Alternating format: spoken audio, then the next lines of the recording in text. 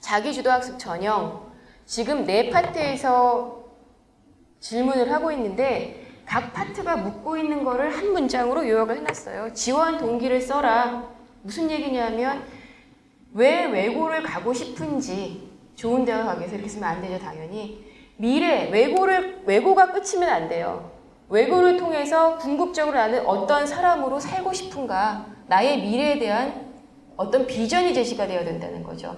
미래에 대한 비전을 제시하려면 아이가 자기 스스로에 대한 깊은 성찰의 과정이 반드시 필요합니다. 나란 사람은 누구인지부터 시작해서 나는 어떤 장점을 갖고 있기에 앞으로 이런 일을 하고 싶다라는 여러 가지 탐색의 과정이 있어야 해요. 근데 어머님들, 아이가 아까 그 이사님께서는 미니쿠퍼를 만들고 싶었다, 이런 명료한 꿈을 갖고 계셨다고 했는데, 실제적으로 중학생들 아이들에게 넌 미래에 뭐가 되고 싶니? 라고 했을 때 똑 부러지게 난 꼭 이렇게 이런 일을 하고 싶어요 라고 말하는 아이는 거의 없어요. 거의 없어요. 있어도 굉장히 이렇게 허랑하죠. 엊그저께 저희 이제 중학교 1학년 때는 언주중 1학년 올라간 아이가 있었는데, 갑자기 에듀플렉스 오다가 내일부터 안 나오겠다. 어머님께서 어떻게 하면 좋냐, 얘를. 왜 그러냐 했더니 스피드 스케이터가 되겠다. 꿈을 확실하게 정했다. 죽어도 안 하겠다 해서 어머님이 너무 화나셔서, 그날이 이수호 선수 금메달 딴 날이었거든요.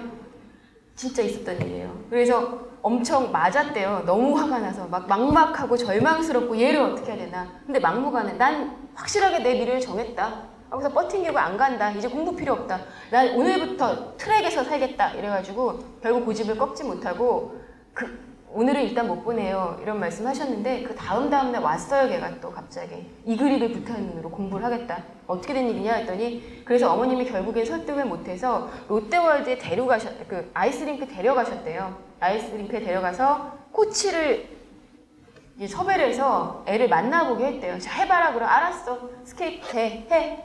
그랬더니 코치가 너는 유연성도 떨어지고 체력도 빈약하고 머리도 크고 그래서 여러저러한 상황을 고려하건대 스케이트는 절대 신으면 안 되겠다. 그 말을 딱 듣는 순간 아이가 바로 장래 희망을 아나운서로 바꿨다고 해요. 그 중계하는 아나운서로 바꿔서 아나운서가 되려면 그러면 좋은 대학을 가야 되니까 이제부터 공부를 하겠다. 그러고서 이글이글 못하는 애디오에 왔어요. 매니저가 다행이다고 막 다행이라 했는데, 지금 이 어린아이가 어떤 미래에 대해서 꿈을 갖는다라고 하는 것이 12번도 더 바뀔 가능성이 있고, 그래서 꿈이 필요 없다는 말씀이 아니라 지금 이 아이들에게는 굉장히 이 앞 단계에서 나란 사람이 누구인지 찬찬한 단계별 자아 성찰에 대한 과정이 필요하다라는 거죠. 그것이 결국 여러 고민의 1, 2년간의 고민의 결과 끝에 이런 거를 하고 싶다라고 좀 성숙화가 되어야지 이런 어떤 도발적인 즉흥적인 미래 희망으로는 어필되는 부분이 큰데, 에듀플렉스에서는 뭐 당연히 기본 프로그램으로 아이와 함께 여러 가지 동기부여나 적성과 관련된 상담을 진행을 합니다. 뎁스별로 처음 나란 누구인가부터 시작해서 나란 사람의 특징은 무엇이며 어떤 장단점이 있는가, 그래서 어떻게 해서 왜 외고까지 가고 싶고, 외고를 가는 게 끝이 아니라 외고를 가서 어떤 언어를 하고 전공하고 싶고, 거기서 끝나는 게 아니라 그 언어를 통해서 나는 궁극적으로 어떤 일을 하는 사람이 되고 싶은가까지 어떤 스토리 라인이 구성이 되어야 되는데, 그게 날조된 것이 아니라 아이가 그동안 여러 가지 경험과 여러 가지 대화를 통해서 자아에 대해서 충분한 성찰이 된 아이가 훨씬 더 입학사정과 면접을 통해서 유리하다는 거죠. 에듀플렉스에서는 1단계부터 5단계까지 아이에 대해서 여러 가지 자기에 대한 탐색부터 시작해서 자극을 줄 수 있고 고민을 할 수 있게 하는 상담이 진행이 된다는 것입니다. 두 번째, 자기주도 학습 경험. 얼마 전에 신문에 난 것처럼 자기주도 학습 경험을 쓰라고 하는 이유가 뭐냐? 뭘 가리겠다는 거냐? 능력 있는 학생이라는 것의 간접 표현이라고 합니다. 나는 능력 있는 학생이다 라는 것들을 이 600자 안에 충분하게 묻어날 수 있도록 쓰는 게 포인트며 관건이다. 스스로 공부할 수 있는 학생이 가장 능력 있는 학생이라는 거죠. 뒤집어 경험을 하면. 강조하지만 이게 없으면, 왜 그러냐면 이게 없으면 외고에 진학해도 결국 따라가는 게 불가능하고 궁극적으로 대학을 가도 공부를 한다는 거는 스스로 공부하는 힘들기 때문에 이 경험 안에 모든 것들이 드러나야 되는데, 자기주도 학습 경험이라는 거는 스스로 계획하는 공부. 저희는 아까 말씀드린 것처럼 전략과 계획에서 공부가 출발합니다. 계획 없는 공부, 랜덤하게. 아이들 보통 어머님, 우리 아이가 오늘 무슨 공부를 하나요? 가만히 생각해 보세요. 두 가지입니다. 학원 숙제 89%, 89.8% 학원 숙제. 나머지 10% 내가 좋아하는 과목만 골라서. 중학생들 거의 내가 좋아하는 과목과 내가 해야 하는 공부는 보통의 경우는 상관관계가 역상관계에 있어요. 내가 잘하는 과목은 좋아하니까 더 하고 싶고, 정작 내가 많이 하는 과목은 못하니까 하기 싫고, 전략이 없는 공부들이죠. 이런 것들이 하나하나 전략과 컨설팅을 통해서 계획서라는 건 어떻게 잡는 거며 어떻게 진행을 하는 건지 줄기차게 트레이닝이 될 것입니다. 계획서를 다 스스로 아이들이 매니저가 이렇게 짜서 자, 너의 계획표다. 누구야? 주는 일은 절대 없습니다. 하나하나 아이와 함께 계획이랑 어떻게 짜는 거며 왜 필요한 것까지 다 트레이닝이 될 거예요. 그래서 계획만 짜면 뭐합니까? 실천해야 되는데 계획을 짜놓고 학원 가서 계획표대로 진도를 나가면 말짱, 꽝이겠죠. 에듀에서는 무조건 계획된 것이 스스로 머릿속에 들어가는지 그 훈련의 과정이 가장 본령적인 거라고 할 수 있겠죠. 실천하는 공부. 근데 이게 가장 어머님들께서 힘들어하시는 부분이세요. 이제 보내신다 생각하셨을 때 가장 큰 고민은 얘가 요즘 학원을 왜 다녀본 적이 없는데 잘할 수 있을까?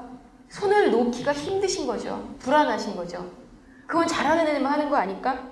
지레 걱정을 하셔서 아이들이 스스로 공부를 해볼 수 있는 기회조차 박탈된다는 거죠. 근데 첫 주가 힘들고 첫 달이 제일 좀 어리버리하지 스스로 공부하는 게 어머님들 학창시절 떠올려 보시면 그까짓 게 뭐가 그렇게 굉장히 어렵고 불가능한 일들은 아니었잖아요. 저는 학원 수업을 1초도 받아본 적이 없거든요. 논술이건 뭐건 10초도 받아본 적이, 하여튼 모든 사교육, 경제적 여건도 그랬지만 저희 어머니께서는 교육에 관심이 없으셨어요. 그러니까 방목, 100% 방목. 저희 할아버지는 송아 너는 중학교 졸업할 때 중학교 때 공부를 잘했으니 서울여상을 가면 되겠다. 공부 잘한 아이는 서울여상을 가는데 이렇게 그걸 추천하실 정도로 저희 집안 전체가 교육에 대해서 어머니 저렇게 열망을 가지신 분이 아무도 안 계셨었고 학원 수업을 1초 받아본 적이 없는데 그게 뭐 그렇게 어려운 일은 아니잖아요. 겁이 나시는 거죠. 우리 애기니까 아직도. 애기라서 할 수 있을까? 할 수 있습니다. 멀쩡히하고 오히려 학원 막 다니면서 지겹고 힘들고 지치고 막 이랬던 아이들이 혼자 공부하면서 너무 이렇게 생기발랄하고 재밌다라는 아이들의 예를 4시간 동안에 들 수 있어요. 의외로 어머님들이 생각하시는 것보다 꼭 필요한 과정이기도 하지만 아이들이 굉장히 즐거워하는 과정이고 더구나 자기주도 전형에 지원하시기 위해서 반드시 필요한 과정입니다. 그것이 필요하고 그냥 공부를 열심히 했다가 문제가 아니라 스스로 그러면 어떤 성과가 있고 뭘 반성해야 되는지 자기에 대한 전략적 컨설팅이 가능한 각종 툴에 대한 트레이닝이 되어야 합니다. 아까 말씀드린 것처럼 자기소개서에 스스로 계획하고 실천하고 비판적으로 피드백한 3가지 과정이 두루두루 녹아 있어야 해요. 유능한 컨설턴트인 거죠. 셀프 컨설턴트인 거죠. 그 훈련의 과정이 반드시 필요하고 그냥 그걸 쓰기 위해서가 아니라 자기에 대한 피드백을 올바르게 적지적소에 하지 않은 아이들은 어머니 제일 답답하신 거 또 틀리고 한 번 실수했던 거 또 하고 그때 했던 실수 또 하고 실수니까 다음에 안 할 거 하고 또 하고 자기에 대한 올바른 피드백과 컨설팅이 없으면 이런 실수가 무지무지 반복되고 실수는 이제 내신에서는 용납도 되지 않는 그러한 악착스러운 시대가 왔기 때문에 셀프 컨설팅은 더구나 필요한 시대라는 거고요. 3번째, 독서 체험입니다.